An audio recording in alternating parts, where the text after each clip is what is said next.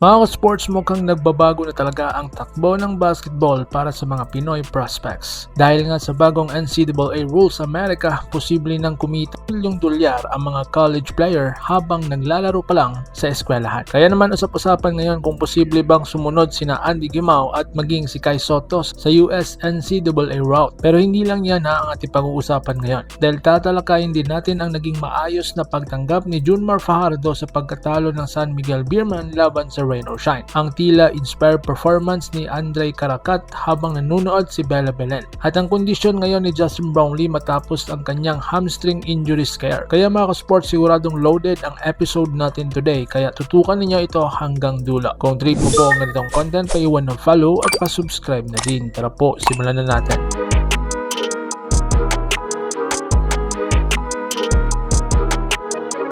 Mga ka-sports, simulan muna natin sa naging klase reaction ni Junmar Fajardo matapos ang masakit ng pagkatalo ng San Miguel Beerman kontra Rain or Shine sa quarterfinals. Hindi naging madali para sa SMB fans ang pagtanggap sa maagang pag-exit ng kanilang kupunan, lalo't-lalo na isa sila sa pinakamalakas na contenders ngayong conference. Pero sa halip na magdahilan, pinili ni Abay Junmar na kilalanin ang magandang ipinakita ng Rain or Shine. Ayon kay Junmar, malaking factor rin daw talaga ang paulit-ulit na pagpapalit-palit nila ng import dahil hindi biro ang mag-adjust ng chemistry sa gitna ng playoffs. At totoo naman mga ka-sports, dahil sa basketball, hindi sapat na puro talent lang, napakalaga ng chemistry, timing, communication at trust sa loob ng court. Kahit gaano kagaling ang lineup mo, kapag hindi buo ang samahan at adjustment, mahihirapan talaga lalo na sa do or die situation. Pero credit din talaga sa Rain or Shine dahil napaka-solid ng pinakita nilang laro sa serya. At isa sa talagang umagaw ng spotlight ay walang iba kundi si Andre Caracat. So ngayon, inspired daw si Andre. Mga ka-sports, aminin man natin o hindi, parang sobrang inspired talaga si Andre Caracat nitong huling gameplay niya. Habang nasa audience kasi ang rumored special someone niyang si Bella Belen,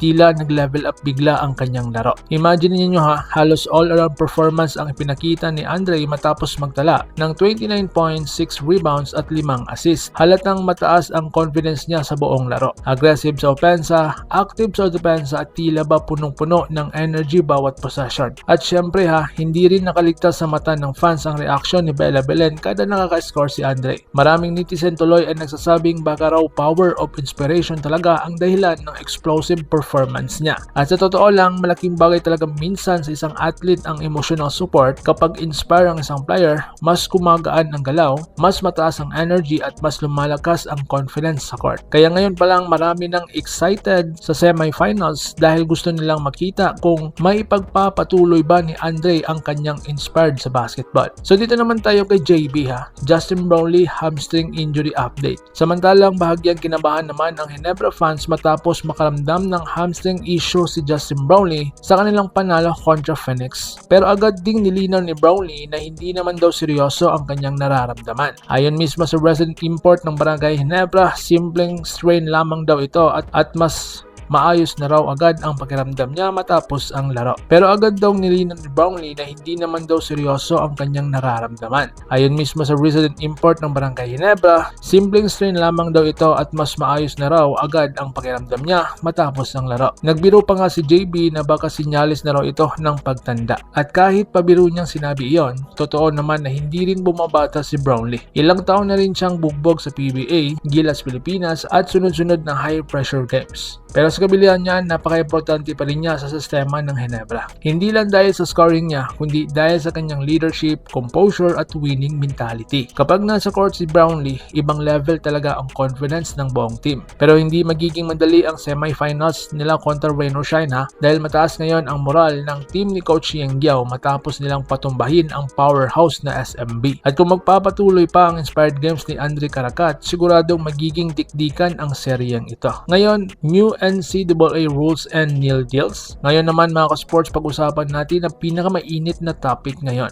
Dahil sa NIL o Name, Image, and Likeliness Rule, pwede nang kumita ang mga college athletes mula sa endorsements, sponsorships, at branding habang naglalaro pa rin sa college basketball. At ayon sa mga reports, ang top NCAA prospects ay pwedeng kumita mula 1 milyon hanggang halos $2.8 million kada taon depende sa kanilang popularity, marketability, at star status. Kahit nga raw role players at bench players ay maaari pa rin magkaroon ng compensation. Kaya hindi nakakapagtaka kung bakit maraming international players ngayon ang gustong bumalik o pumasok sa US NCAA system. At dito ngayon pumasok ang pangalan ni Andy Gimao. So ngayon dito naman tayo kay Andy at ang Penn State possibility. Usap-usapan ngayon na posibleng mapunta si Andy sa Penn State at kapag nangyari yon, malaking exposure ang naghihintay sa kanya. Sa totoo lang mga sports malaking achievement na agad para sa isang Pinoy player ang makapasok sa NCAA Division I basketball. Hindi biro ang competition doon,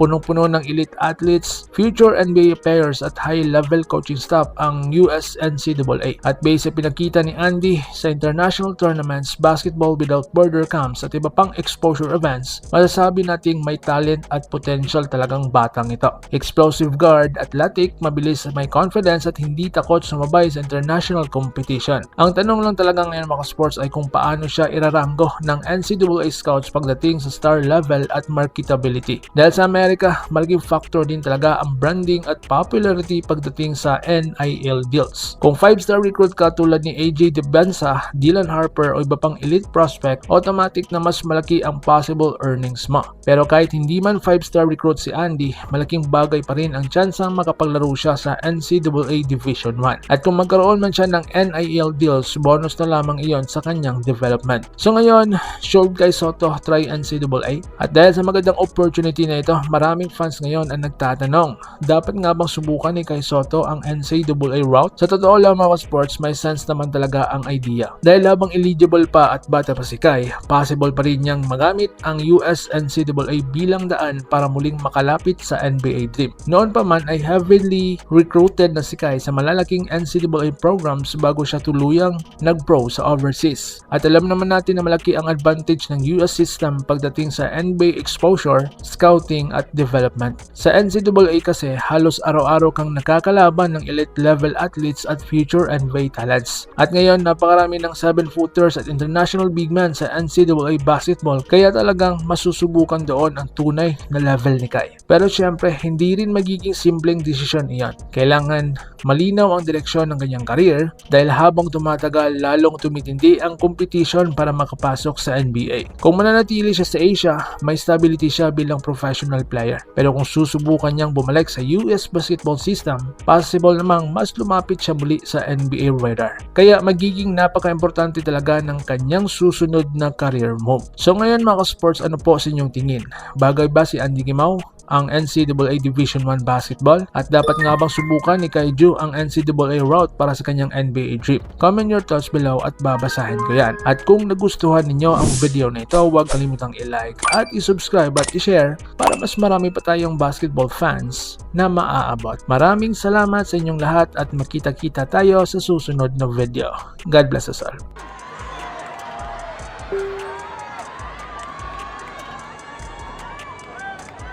Mga ka-sports, kung hilig ninyong bumili ng mga Gilas jersey, Gilas accessories at mga gamit na pang basketball, habang nanunood po kayo sa aking mga videos, kindly check this basket on this lower part ng ating video at magpa-pop up yung ating mga items sa gilid. Mga legit po yung mga items dyan and see to it po na makabili po kayo ahead of time kasi meron po yung mga discounts and mga promos depende po sa seller. And also, kunting suporta din as a content creator po. Salamat!